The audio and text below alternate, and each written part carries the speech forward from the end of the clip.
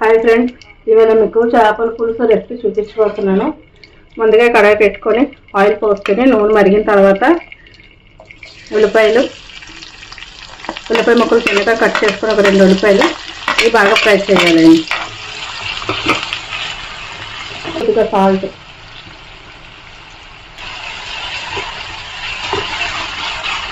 ఈ ఉల్లిపాయలు కొంచెం ట్రాన్స్పరెంట్గా అయ్యే వరకు ఫ్రై చేసి సరిపోతుంది.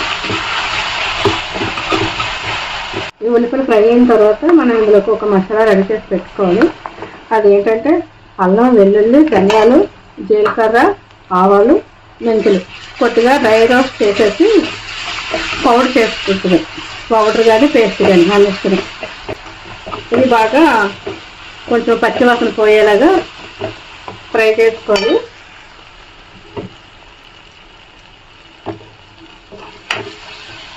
ఇప్పుడు బాగా వేస్తుంది ఫ్రెండ్స్, ఇది ఫ్రై అయిపోయింది.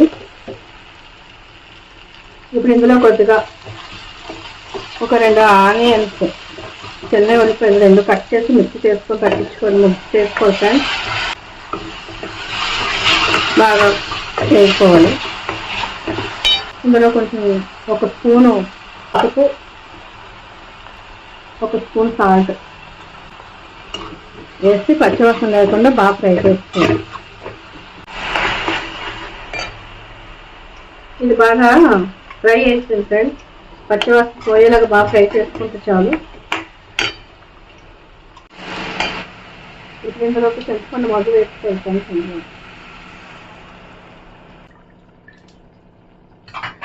స్పూన్ల కారం,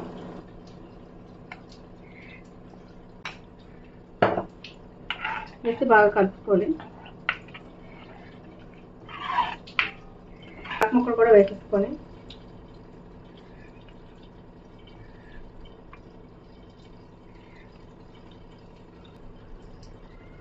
కొద్దిగా వాటర్ పోసుకొని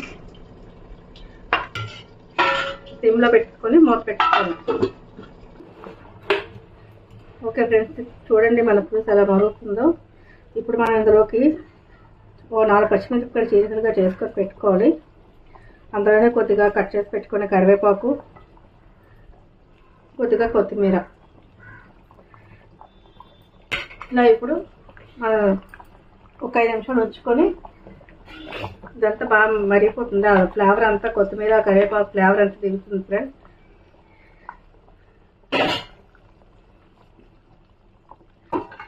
ఇప్పుడు మనం దీన్ని మూత పెట్టేసుకొని స్టవ్ ఆఫ్ చేసుకుందాం ఫ్రెండ్స్. అయిపోయింది. ఈ రెసిపీ కనుక మీకు నచ్చినట్టయితే లైక్ చేయండి, సబ్స్క్రైబ్ చేయండి.